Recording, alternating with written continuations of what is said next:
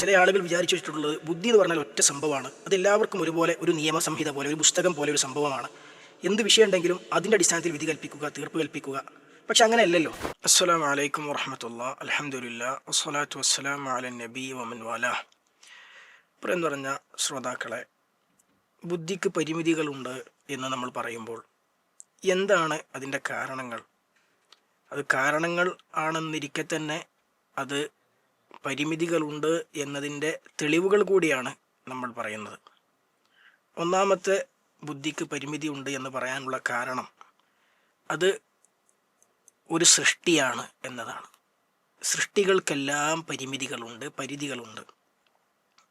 അതുകൊണ്ട് തന്നെ സൃഷ്ടിയായ ബുദ്ധിക്കും പരിമിതികളും പരിധികളുമുണ്ട്.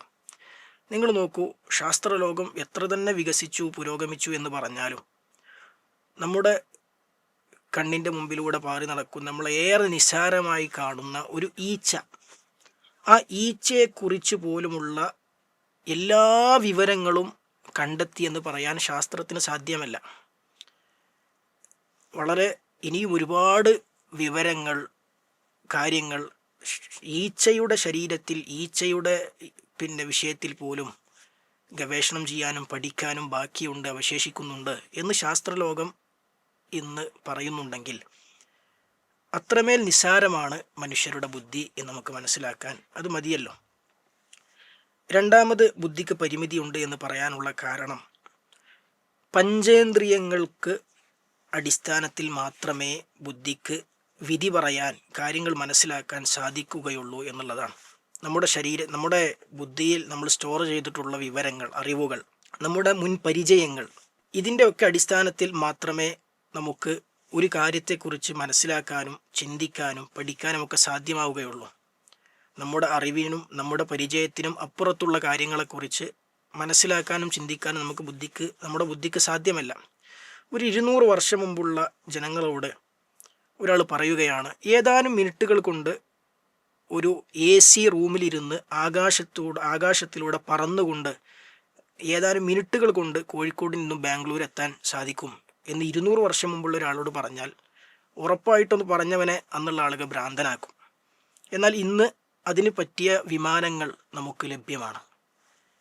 അതുപോലെ തന്നെ അന്ന് കുറച്ച് കാലങ്ങൾക്ക് മുമ്പ് ആ സമയത്ത് ഒരാൾ പറയുകയാണ്, നിനക്ക് ഇവിടെ നിന്ന് US ഒരാളോട് സംസാരിക്കാൻ പറ്റും. അതേ സമയം തന്നെ അവനത് കേൾക്കും. അപ്പോൾ തന്നെ നേരിട്ട് സംസാരിക്കുന്നത് പോലെ അവൻ മറുപടിയും പറയും. അല്ല, നിനക്ക് അവനെ കാണാൻ പറ്റും എന്നൊക്കെ പറഞ്ഞാൽ അന്നുള്ള മനുഷ്യർ എന്തായാലും അവനെ ഒരു ഭ്രാന്തനാക്കി ചിത്രീകരിക്കും. എന്താണതിൻ്റെ കാരണം? അത് അസംഭവ്യമായ കാര്യമായതുകൊണ്ടല്ലല്ലോ. പക്ഷെ അന്നുള്ള ആളുകൾക്ക് അവരുടെ ബുദ്ധിയും അവരുടെ അറിവും പരിചയവും വെച്ചുകൊണ്ട് അത് ഉൾക്കൊള്ളാവുന്ന ഒരു മനസ്ഥിതിയിലേക്ക് അന്നവർ എത്തിയിരുന്നില്ല. അങ്ങനെ ഒരു ഡിവൈസ് ഉണ്ടാകുന്നതിനെ കുറിച്ച് ചിന്തിക്കാൻ അവരുടെ ബുദ്ധി പാകപ്പെട്ടിരുന്നില്ല, അങ്ങനെ ഡിവൈസിനെ കുറിച്ച് ചിന്തിക്കാനും മനസ്സിലാക്കാനും. അതാണ് അതിൻ്റെ കാരണം. അതായത് നമ്മൾ ചിന്തിക്കുന്നതും കാര്യങ്ങൾ മനസ്സിലാക്കുന്നതും അതിനെ നമ്മൾ ഓരോ വിഷയങ്ങൾ അനലൈസ് ചെയ്യുന്നതും നമ്മൾ ഓരോ റിസൾട്ടുകളിലേക്ക് എത്തുന്നതുമൊക്കെ നമ്മുടെ അറിവിൻ്റെയും പരിചയത്തിൻ്റെയും അടിസ്ഥാനത്തിൽ, നമുക്ക് ഇന്ദ്രിയപരമായി നമുക്ക് മനസ്സിലാക്കാൻ കഴിയുന്ന അറിവിൻ്റെ അടിസ്ഥാനത്തിലാണ്. അതിൻ്റെ അപ്പുറത്തുള്ള കാര്യങ്ങളെക്കുറിച്ച് നമുക്ക് വിധി പറയാൻ, സ്വതന്ത്രമായി വിധി പറയാൻ, കാര്യങ്ങളെ മനസ്സിലാക്കാൻ സാധ്യമല്ല. മൂന്നാമത് ബുദ്ധിക്ക് പരിമിതിയുണ്ട് എന്ന് പറയാനുള്ള കാരണം, എത്ര തന്നെ ബുദ്ധിയുള്ളവരാണെങ്കിലും എപ്പോഴും 100% വിഷയാധിഷ്ഠിതമായി മാത്രം, ഒബ്ജക്റ്റീവായി മാത്രം ചിന്തിച്ച് കാര്യങ്ങൾ ഗ്രഹിച്ച് മനസ്സിലാക്കാൻ മനുഷ്യർക്ക് സാധിക്കുകയില്ല. മനുഷ്യരെ സംബന്ധിച്ചിടത്തോളം അവരെ നേരായ ചിന്തയുടെ റൂട്ടിൽ നിന്നും, കാര്യങ്ങൾ അപഗ്രഥിക്കുന്ന ശരിയായ റൂട്ടിൽ നിന്നും അവരുടെ ബുദ്ധിയെ തെറ്റിച്ച് കളയുന്ന പല കാര്യങ്ങൾ അവരുടെ ജീവിതത്തിലേക്ക് കടന്നു വരും. ചിലപ്പോൾ ചില തന്നിഷ്ടങ്ങൾ അതിന് കാരണമാവും, ചില വികാരങ്ങൾ, ചില ഇമോഷൻസ്, കോപം, അല്ലെങ്കിൽ ചിലപ്പോൾ ചില സംശയങ്ങൾ, ചില അശ്രദ്ധകൾ, ഇങ്ങനെ പലതും ഒരു മനുഷ്യനെ ബാധിക്കും, ഒരു മനുഷ്യൻ്റെ ബുദ്ധിയെ, ചിന്തയെ ബാധിക്കും. അപ്പോൾ അതുകൊണ്ടാണ് ചില മുൻകാലഘട്ടത്തിലുള്ള ചില തത്വശാസ്ത്രജ്ഞന്മാരൊക്കെ പറഞ്ഞത് കാണാൻ സാധിക്കും, എങ്ങനെയാണ് ഒരു ബുദ്ധിക്ക് വിജയം അല്ലെങ്കിൽ രക്ഷപ്പെടുക എന്നുള്ളതിനെ രക്ഷപ്പെടുമെന്ന് പ്രതീക്ഷിക്കാൻ സാധിക്കുന്നത്?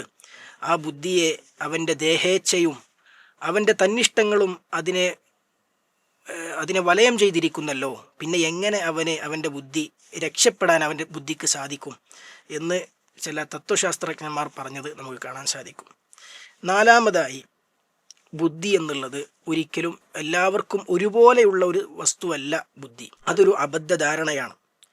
ബുദ്ധി, ചില ആളുകൾ വിചാരിച്ചു വെച്ചിട്ടുള്ളത് ബുദ്ധി എന്ന് പറഞ്ഞാൽ ഒറ്റ സംഭവമാണ്, അതെല്ലാവർക്കും ഒരുപോലെ, ഒരു നിയമസംഹിത പോലെ, ഒരു പുസ്തകം പോലെ ഒരു സംഭവമാണ്. എന്ത് വിഷയം ഉണ്ടെങ്കിലും അതിൻ്റെ അടിസ്ഥാനത്തിൽ വിധി കൽപ്പിക്കുക, തീർപ്പ് കൽപ്പിക്കുക. പക്ഷെ അങ്ങനെയല്ലല്ലോ. ഓരോ മനുഷ്യൻക്കും അവൻ്റെതായ ബുദ്ധി ഉണ്ടാകും, ബുദ്ധിയിൽ ഏറ്റക്കുറച്ചുകൾ ഉണ്ടാകും. ചിലർക്ക് കൂടുതൽ നല്ല ബുദ്ധിശക്തി ഉണ്ടാകും, ചിലർക്ക് അത്ര തന്നെ ഗ്രാഹ്യശേഷി ഉണ്ടാവുകയില്ല. ഒരാൾ സ്ഥിരപ്പെടുത്തുന്ന ഒരു കാര്യം ശരിയാണെന്ന് പറയുന്ന ഒരു കാര്യം വേറൊരാൾ തെറ്റാണെന്ന് പറയും. അതെന്തിൻ്റെ? രണ്ടുപേരും അവരുടെ ബുദ്ധിയെയാണ് അതിനവലംബിക്കുന്നത്. വേറെ മൂന്നാമതൊരാൾ അത് ശരിയാണോ തെറ്റാണോ തീർപ്പ് കൽപ്പിക്കാൻ കഴിയുന്നില്ല എന്ന ഒരു റിസൾട്ടിലേക്ക് എത്തും.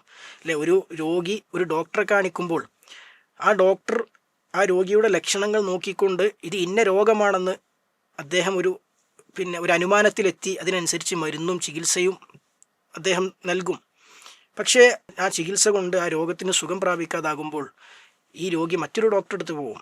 അല്ലെങ്കിൽ അതേ ഡോക്ടറെ അടുത്ത് പോകുമ്പോൾ അപ്പോൾ ആ ഡോക്ടർ വീണ്ടും ഒന്ന് പരിശോധിച്ചിട്ട് മറ്റൊരു അനുമാനത്തിലെത്തും. അപ്പോൾ ഒരു ഡോക്ടറുടെ തന്നെ ബുദ്ധി ആദ്യം പറഞ്ഞതല്ല രണ്ടാമത് പറയുന്നത്. ഇനി ഈ ഡോക്ടറെ അടുത്ത് നിന്ന് മറ്റൊരു ഡോക്ടറെ അടുത്ത് പോകുമ്പോൾ അദ്ദേഹത്തിന് ചികിത്സയിൽ ബോധ്യപ്പെടുന്ന, അദ്ദേഹത്തിൻ്റെ ഒബ്സർവേഷനിൽ ബോധ്യപ്പെടുന്നത് ഈ ഡോക്ടർക്ക് ബോധ്യപ്പെട്ട കാര്യങ്ങളല്ല. അപ്പോൾ അദ്ദേഹത്തിൻ്റെ ചികിത്സ മറ്റൊന്നായി തീരുന്നു.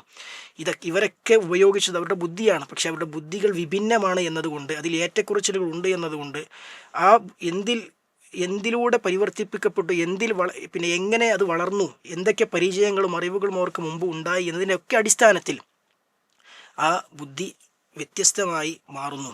അതുകൊണ്ട് തന്നെ ജനങ്ങൾക്കിടയിൽ വ്യത്യാസമുള്ള ഒരു മനുഷ്യ സഹജമായ ഒരു ജനിക്കുമ്പോൾ തന്നെ ലഭിക്കുന്ന ഒരു കഴിവാണ് ബുദ്ധി എന്നുള്ളത്. അതിൽ ജനങ്ങൾക്കിടയിൽ വ്യത്യാസങ്ങൾ ഉണ്ടാവുക എന്നുള്ളത് സ്വാഭാവികമാണ്. അതുകൊണ്ട് ബുദ്ധിയുടെ അടിസ്ഥാനത്തിൽ എല്ലാം തീർപ്പ് കൽപ്പിക്കുക എന്നുള്ളത് ഇതുകൊണ്ടൊക്കെ തന്നെ അത് ഒരിക്കലും സാധ്യമല്ല എന്ന് നമുക്ക് മനസ്സിലാക്കാൻ സാധിക്കും. വല്ലാഹു അലം.